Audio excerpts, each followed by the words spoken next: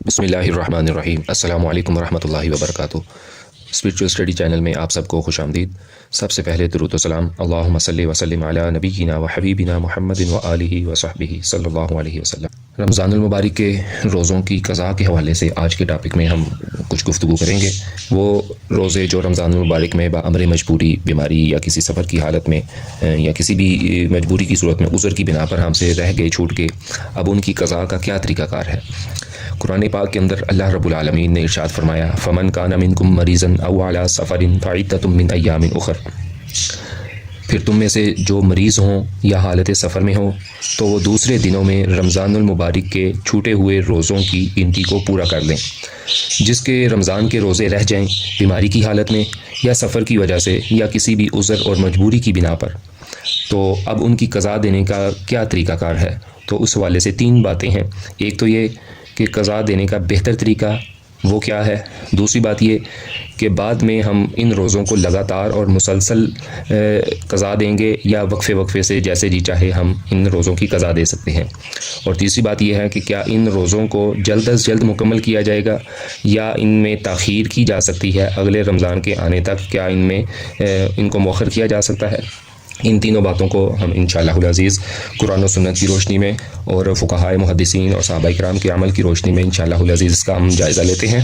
صحابہ کرام رضی اللہ تعالی عنہم اور فقہائے کرام اور محدثین اعظام اور علماء اہل علم و دانش کے اس حوالے سے مختلف فتوے اور مختلف اقوال ہیں۔ آیت مبارکہ کو اگر ہم مد نظر رکھیں تو اللہ رب العالمین کا یہی حکم ہے کہ بعد کے دنوں میں فعدۃ من ایام اخر، یعنی بعد کے دنوں میں گنتی کو پورا کر لیں۔ اب بعد کے دنوں کا کوئی وقت خاص اور معین نہیں ہے، اور نہ ہی رہ گئے روزوں کی گنتی لگاتار پوری کرنی ہے، اور گنتی پوری کرنے کا عام، عمومی اور مطلق حکم یہی دیا گیا ہے۔ اسے بغیر دلیل اور حجت کے کسی وقت معین کے ساتھ خاص کرنا یہ جائز نہیں ہے، اور یہی بات محدث کبیر علامہ عبید اللہ مبارک پوری المتوفیٰ 1414 ہجری وہ اپنی کتاب میرات المفاتیح میں لکھتے ہیں۔ اس بات کی دلیل پر مضبوط ترین مستند روایت اور ام المومنین حضرت سیدہ عائشہ صدیقہ رضی اللہ تعالی عنہا کا عمل مبارک صحیح بخاری اور مسلم شریف کے اندر موجود ہے۔ سیدہ عائشہ صدیقہ رضی اللہ تعالی عنہا وہ فرماتی ہیں، کانا یکون علی الصوم من رمضان فما استطیع ان اقضی الا فی شعبان، کہ مجھ پر رمضان کے روزوں کی قضا ہوتی جو مجھ سے چھوٹ جاتے تھے تو میں انہیں ماہ شعبان سے پہلے نہ رکھ سکتی تھی۔ محدث حافظ ابن عبدالبر رحمۃ اللہ علیہ المتوفیٰ 463 ہجری وہ فرماتے ہیں، ام المومنین سیدہ عائشہ صدیقہ رضی اللہ تعالی عنہا کا رمضان کے روزوں کی قضا میں تاخیر کرنا اس بات کی پختہ دلیل ہے کہ روزوں کی قضا میں وسعت موجود ہے اور اس میں تاخیر بھی جائز ہے،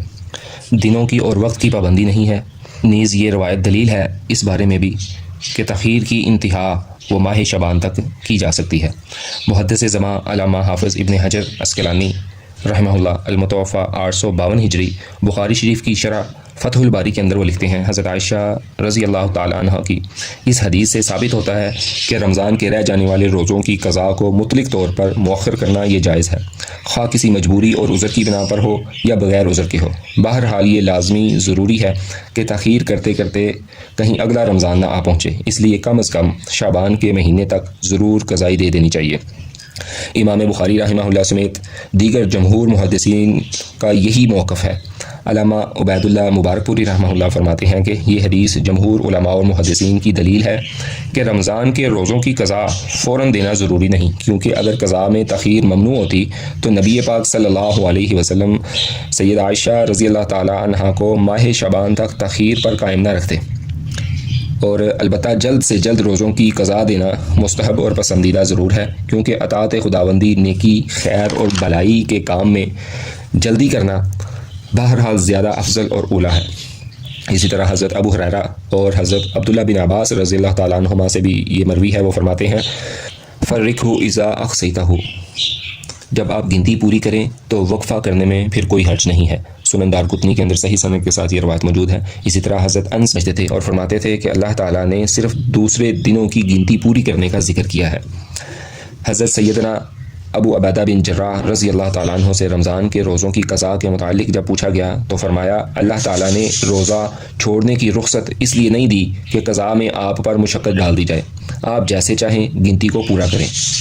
کچھ صحابہ اکرام رضوان اللہ علیہم اجمعین اور تابعین اعظام کا یہ موقف بھی ہے کہ بعد میں روزوں کی قضاء بھی لگاتار اور مسلسل دی جائے بغیر شرعی عذر کے وقفہ و تاخیر، یہ مناسب نہیں ہے، جیسا کہ مصنف ابن ابی شیبہ کے اندر صحیح اسناد کے ساتھ روایات مذکور ہیں۔ ان میں سے 6 روایات میں آپ کے سامنے پیش کروں گا صحابہ کرام اور تابعین کی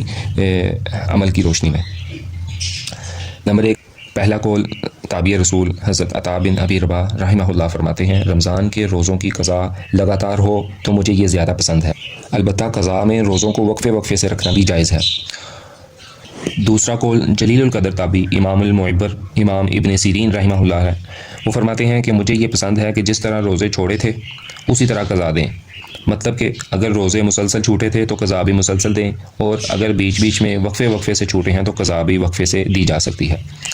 تیسرا قول امام حکم بن عتیبہ رحمہ اللہ کا ہے، وہ فرماتے ہیں کہ لگاتار قضائی دینا مجھے زیادہ پسند ہے۔ چوتھا قول